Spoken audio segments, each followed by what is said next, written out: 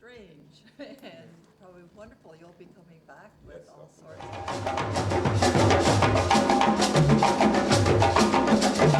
This particular concert is the result of our year's work, and I began the choreography for this piece, for this, the dances that I have in the concert. I began that during the fall semester of 2006, and the work was prepared and rehearsed during that time frame. The dances of my guest artists were also done within the past 2 to 3 months, and they represent collaborations with fellow students and other artists, and the contribution of a wide variety of musical directors, and the contribution of our costumer, Miss Sandy Kane. The first dance on the program that I choreographed, or the first presentational part, was the opening procession. And in that procession, I included our guest artist, Mr. Mohamed Da Costa, and that along with the dancers who were processing to some music for a piece called Jalidong, or the Dance of the Jalis. That whole opening is part of a long and extended dance work that we only used an abbreviated part for the opening. The scarf dance that I use as the first full dance number on the program was originally done with a musical score by a woman from Central African Republic by the name of Patience Dabani, and Khalid Salim, along with Mr. Mohamed Da Costa, converted that recording into a live performance. And it's a very colorful dance that really enjoys the use of scarves to amplify the movement. It's a dance that enjoys different spatial patterns. It's a very social dance for women, and it's intended to be a prime opener for such a program. It has all the ingredients that we need: a good vocal beginning, a strong rhythmic background for a colorful dance that's light, entertaining, and dynamic enough to set the tone for the program. The second piece of mine on the program was called Kilio. And Kilio was done once again to the music of Patience Dabani. And here again, it's a playful dance that was intended to challenge the dancers with complicated footwork, spatial patterns. It uses what I consider an Afro-pop approach to theater. In other words, this is popular African music, the kind of thing that you would hear in broadcasts throughout West Africa, things that are becoming more and more available for Europeans and Americans as far as the pop music scene is concerned. And it's intended to be joyous, it's intended to be colorful, it's intended to be entertaining. The last piece of mine on the program is the Ije Shah, which is from the Afro-Brazilian tradition. It's a series of processionals that has all of the ingredients that are key to the teaching that I do here. Strong vocal component. It's a song cycle from the Nigerian Yoruba tradition. Along with that, we have a fixed choreographic sequence for the dancers, and then there is an impromptu or an improvisatory part where the dancer is allowed to have a free dialogue with the musicians. It's one of the pieces that all of our students here learn in African dance, and all of our musicians learn in the African music and drumming for dance. The beginning of the show, I'm singing, it's a praise song from the griot. The griots, those are the people who keep story live in West Africa. Like example, many of those stories that you're not gonna see book about it. They always keep the story in their head. I'm singing song who sing, who give thanks for the players, the musician. The griot thanks the musician on that song. That's what I was singing about. The dance what I'm working on right now is called Yankadi Makuro. Yankadi Makuro is a dance from Guinea, West Africa. It's been dancing, recognizing from all over Guinea. They do one in this full moon, and it's a dance for the young people who they, like example here we have a prom. People go to prom, so we do dance Yankadi Mako on the full moon. So it's to meaning the young people, young girls and young boys to start dating, and they do the dance on the full moon. And the first one is a celebration, that's the Makuru part. So everybody get their maid and they start to do the celebration part, that's the Makuru part. And I'm here right now in Brockport, SUNY Brockport University to work with the students, and it's been like really good experience for me, and I really thank Clyde and Khalid to invite me in their dance department for me to share my culture, my dance culture, and singing, drumming, everything with the students in SUNY Brockport. The experience, my first day, I was asking, do the students pick something, the dance very fast? Because I came here like last month, and I was here for week. And week, you have to be very talented, the kind of dance what we do to pick those movements really quick. Then you can be preparing for the show. And I came for 1 week, and I choreographed, then I went back, then now I'm back here to do the show with them. This dance, and it's a very important to make sure the music is in the right place. That's one. The second one, we do use a different instrument. We use djembe, we use dundun and sangbang. Those instruments have to be communication to give the dancers the break to change their movement to go to the next movement. And music is very lively part of this show. I played for about 4 pieces, and the instruments that I used was the dunduns in the first piece, which consisted of the 3 big bass drums that you've seen, the big bass drum in the center, and on the side was a smaller one, and on the other side was a medium one. The biggest one has the deepest sound. We call that the dundun ba. And the medium-sized one is called the sangba, which has the middle sound. And the smaller one is called the kinkini, which has a higher sound, which give us our bass line or bass structure for the rhythms. The other instrument that I used in the show, it's called the djembe. The djembe hails from Mali and Guinea, West Africa. We say Mali and Guinea because before the border lines was drawn, the people lived on both sides. But most of the rhythms that I was playing that evening of the show was from Guinea, West Africa. What I want the audience to experience is that we, the musicians, dancers, singers, or whoever's on stage, is enjoying themselves first. So to see that we are enjoying ourselves, because I feel when you go on a stage to try to please an audience, sometimes that fails.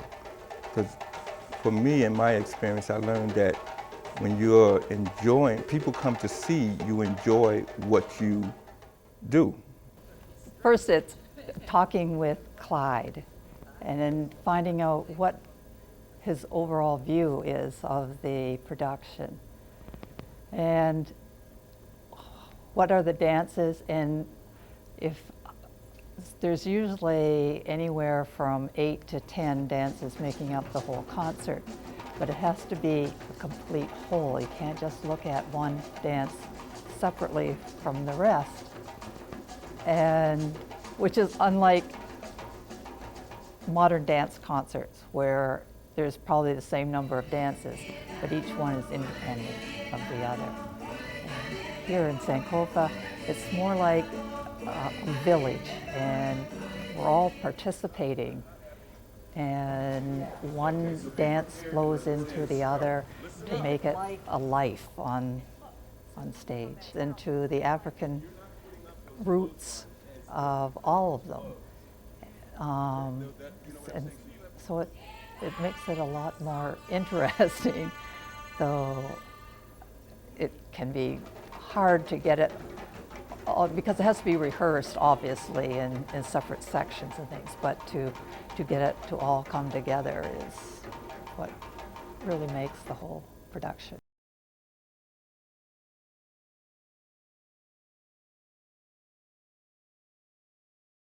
And then we'll fall back into the rhythm. As soon as you hear that rhythm, you can just start peeling out. Tucker? Yeah. Sandy had a couple of observations about the very beginning, and I needed to discuss this with you, if not tonight, tomorrow. Okay. And she seems to think that when I speak, the first time I should speak in the beginning, that it falls too late as far as setting things up. Okay. So I should speak. Figure that out, and we'll talk about that. Yeah, we'll that would, okay. And then how it can come through comes into another. People were looking right. Very serious. The suggestion that she's making falls in line with what we were talking about before about possibly having music. This has to be a dramatic interlude. In other words, you're not putting up those clotheslines as if the curtain is closed. Mm-hmm. The curtain, that, you know what I'm saying? Mm-hmm. So you coach your people. It has to have more attitude. And it has to have more attitude. And McCollough comes on. Yeah, we need to make a note, and that note needs to be made public so that it gets back to Christian. Okay. He should be here for this meeting. Okay. You understand? Hey, 1, 2, 3, 4.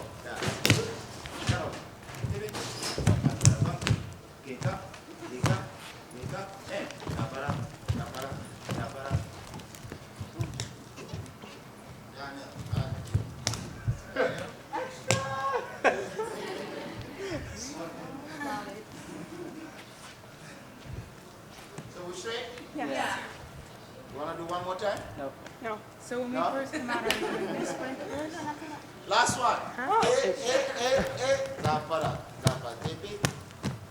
Tipi. Zapara. Zapara. Tipi. Excuse me. Good. Do it and go. Get it. And that. And chop. Zapara. Pipa. Pipa. Pipa.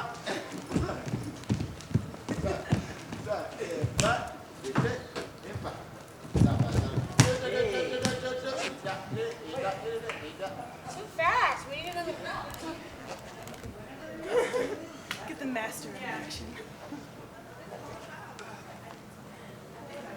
That's why you're supposed to do on your solo. Seriously. I was trying to brag. How many is? 1, 2, 3, go. Wait, no. 1, 2, 3, go.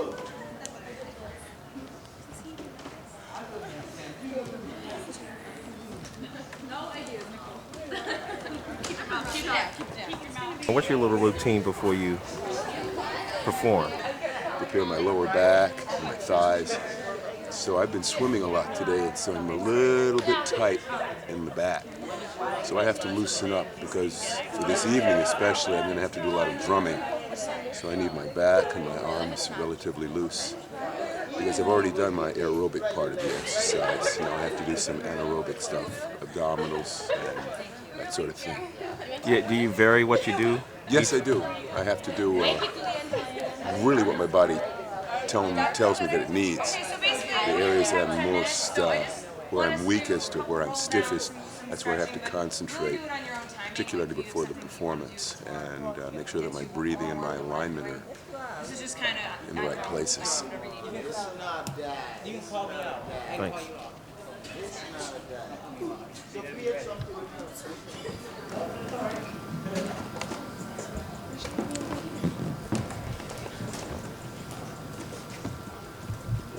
One of the things that we didn't do We didn't do a good warm-up for the other days.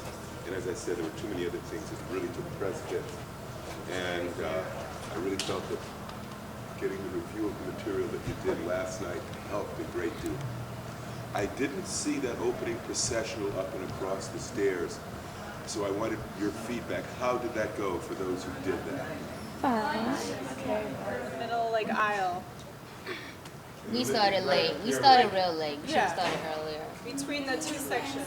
You feel as though you should start early? Yeah. The other question is, did it allow you enough time to get backstage and get your preparation? Yeah. It did. Yeah. Okay, so why don't we agree to do this? Let him start singing.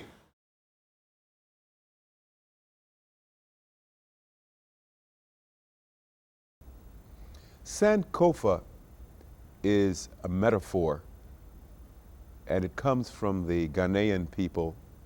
It's an Adinkra symbol. The Adinkra symbols are symbols that represent personal ideals.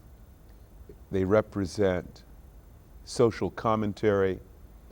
They represent metaphors having to do with the well-being of the culture. Sankofa is a bird that looks to the past. It has its head turned looking to the past, and it symbolizes the fact that we should always be prepared to go back and fetch that which was lost. Sankofa is a principle that we operate on, and we adopted this from an association that I had with another artist. His name was Stephen Nana Collins. And we began a group and had a performing unit at the University of Wisconsin in Madison. And we used the term Sankofa, passado, presente e futuro. Sankofa representing the past, the present, and the future. And when we came to this campus, we used that name, we used that expression for the dance group that I became the director of. The group had another name. Originally it was called Agroma, and that was at the time when Professor Albert Opoku was the dance club advisor. Professor Opoku came from the University of Ghana. He was also the artistic director of the Ghana National Dance Ensemble. He, along with Gideon Alore and Edna Mensah, directed the African dance section of the university during the 70s. Agroma was the name at that time. When I came, we took the new name, indicating that there was a change of direction, a change of emphasis. What had been a dance club, an African dance club, was transformed into a performing and touring unit of the dance department. So the principle of Sankofa, the idea of retrieving those things from the past, the idea of being in search or being able to fetch that which was lost, that which has value for us today, is the basic principle that we apply to the work of Sankofa. And it's been a very successful usage. The word Sankofa is being used nowadays in many, many contexts, but ours is the Sankofa African Dance and Drum Ensemble of SUNY College at Brockport.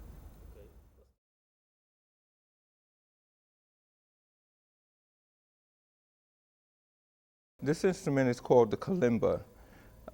This particular one is mass produced and it's tuned to our Western scale. But we have many types. We have several types, different shapes, sizes, different key sizes, and some of those are called Mbira or Sansa, just to name a couple.